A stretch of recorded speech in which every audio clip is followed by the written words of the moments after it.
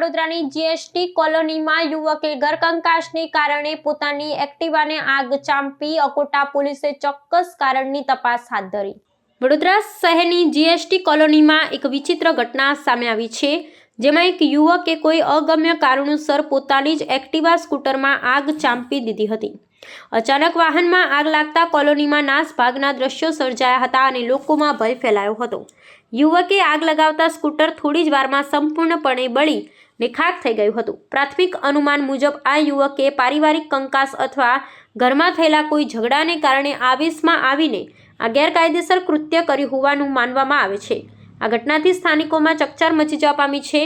આ ઘટનાની જાણ થતાં જ અકોટા પોલીસ તાત્કાલિક સ્થળ પર પહોંચી ગઈ હતી। પોલીસે ઘટનાની નોંધ લઈને યુવક વિરુદ્ધ કાયદેસરની કાર્યવાહી શરૂ કરી છે।